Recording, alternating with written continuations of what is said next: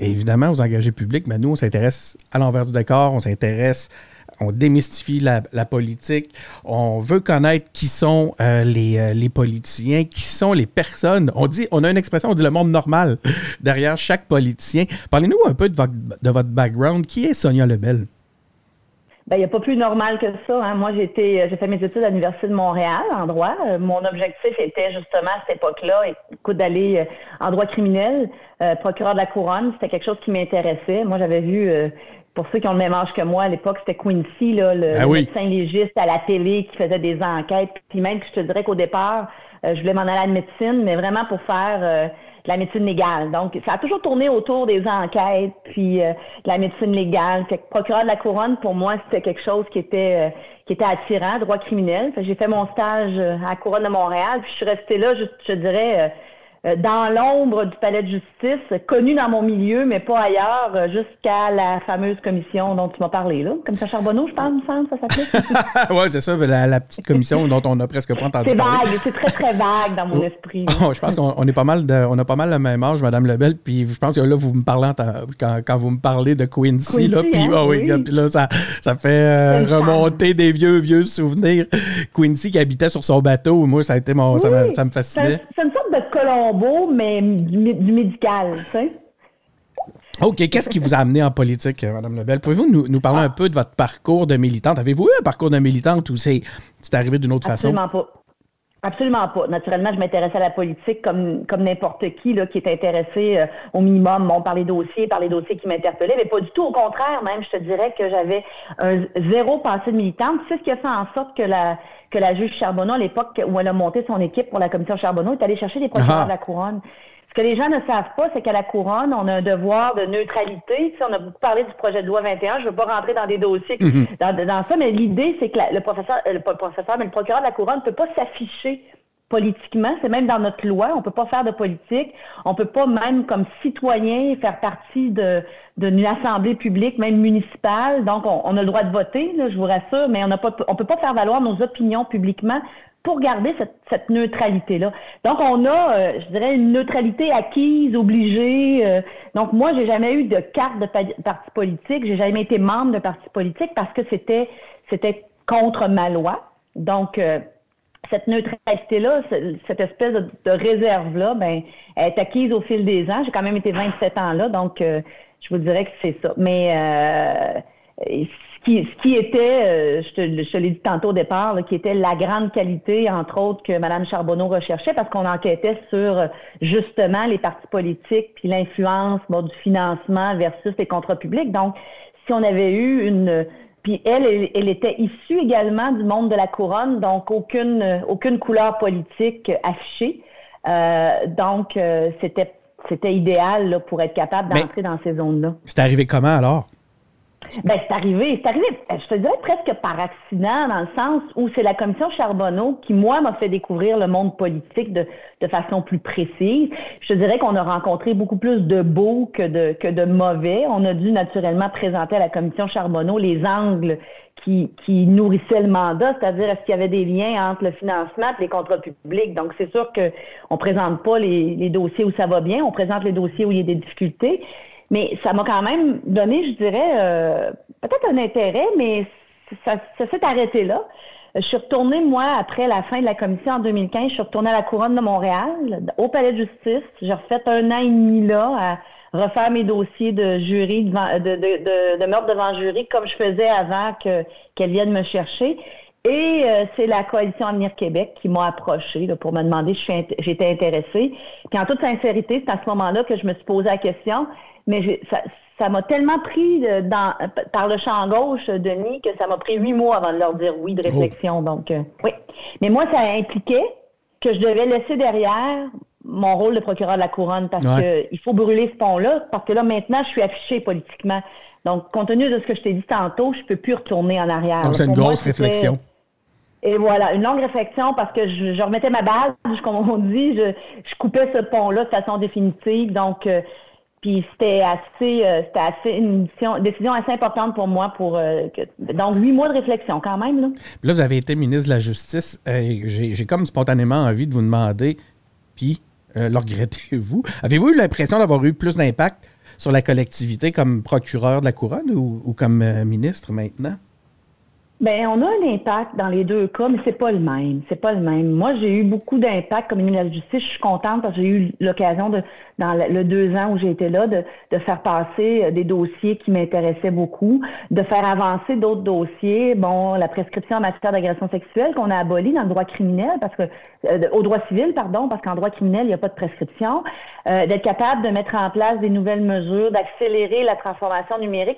C'est pas des choses nécessairement qui sont très grand public dans le sens que je dis, bon, c'est pas des dossiers sexy, là, c'est pas des choses qui sont des nouvelles avec abondance, mais il y a beaucoup de travail de sous-marin que j'ai réussi à faire, qui, moi, je sais, vont avoir un impact à long terme. C'est sûr que comme procureur de la Couronne, on a peut-être l'impression d'avoir un impact plus proche d'un citoyen particulier, d'une victime ou d'un dossier. Mais non, j'ai réussi, puis je suis contente parce que comme j'ai été capable dans ma carrière de faire les deux, ben je sais que j'ai été capable de faire avancer certaines choses, moi, qui me préoccupaient. Bon, en 2 ans, on change pas le monde au complet, mais je pense avoir réussi à faire bouger l'aiguille un peu, là, c'était mon objectif. Tantôt, vous avez, je me souviens pas de l'expression que vous avez utilisée, mais vous disiez que vous aviez eu des impacts qui avaient un peu passé sous le radar ou qui n'étaient pas très sexy. Cela dit, vous êtes dans les députés, si on regarde tout parti confondu, qui avait quand même une cote d'amour assez importante.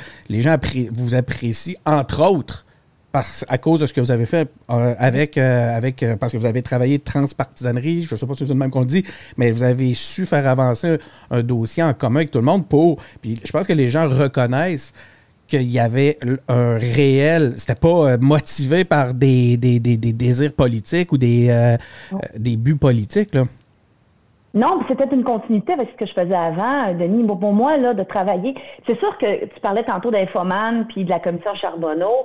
C'est sûr qu'on a présenté en boucle on a été là pendant 3 ans en audience, 7 jours, je dis pas 7 jours sur 7, là, mais 5 jours sur 5, de 9h le matin à 5h. Il y en a il y en a des enregistrements. Donc, c'est sûr que quand on présente les fois où j'étais peut-être plus j'ai juste le mot anglais assertive, là, plus direct, plus même, bon, on m'a traité de maîtresse d'école de façon péjorative. On s'entend comme la vieille expression de Germaine. J'écoutais avec le fouet. Oui, je suis tombé là-dessus dans mes recherches sur YouTube. Oui.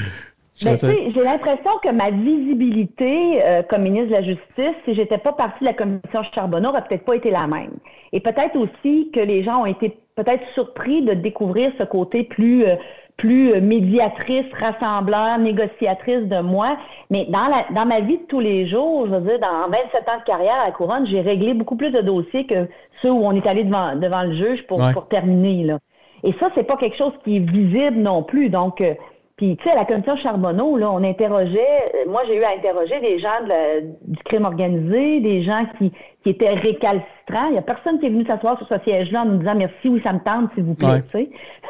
Donc, c'est sûr que c'était le rôle et les circonstances demandaient une façon d'être beaucoup plus rigide, là. Mais je pense que ma visibilité, je me fais pas d'illusions, vient de cette télé-réalité-là qu'on a vécue pendant 4 ans.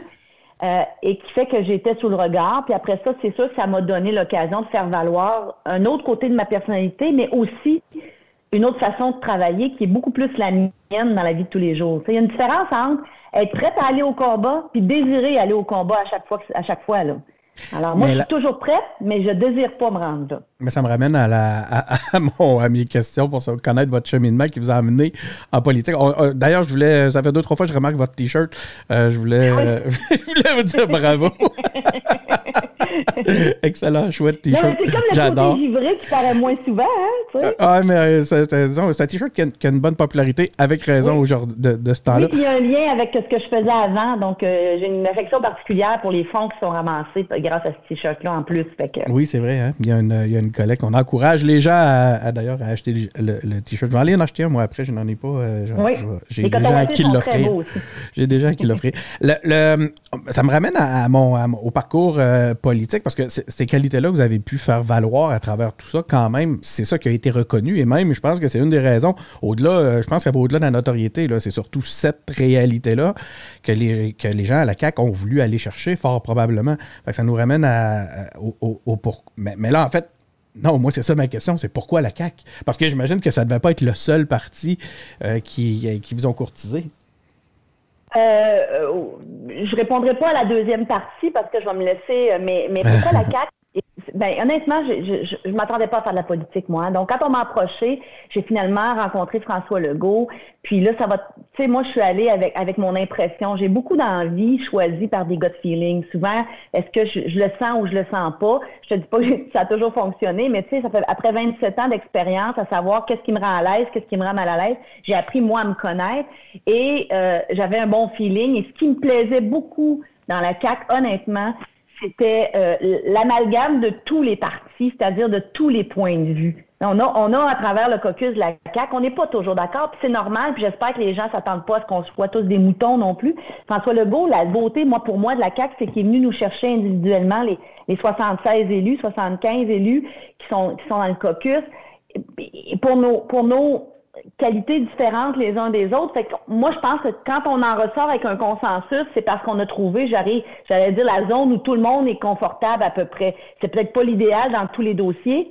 Je les nommerai pas, mais il y a des dossiers, c'est sûr, moi, avec lesquels je suis c'est moins dans le centre de ce que je voudrais par rapport à d'autres, mais on finit toujours par trouver ce que j'appelle le point d'équilibre, un peu comme on a travaillé les dossiers avec l'opposition. Donc, la CAQ en soi est je veux pas dire ça de même, mais est comme un bon bassin d'opposition, c'est-à-dire qu'entre nous, on est capable d'aller voir des conversations puis de trouver la zone. Et ça m'a plu beaucoup, moi, parce que je trouve tous les points de vue sont représentés, puis pas juste une couleur où on suit. Puis tout est à bâtir. La CAQ a 10 ans, je pense. Cette semaine, d'ailleurs, c'était hier, si je me trompe pas.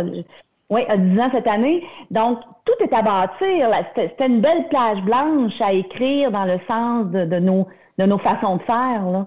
Mais moi, ce qui est venu me chercher, c'est vraiment ça. Tu sais, il y a des anciens du Parti québécois, il y a des anciens du Parti libéral, il y a des gens comme moi qui n'avaient pas nécessairement de couleur, mais qui ont des convictions dans différents domaines. Donc, je trouve que ça nous ramène, là, personnellement, là, dans une zone... on trouve le centre, disons, plus facilement.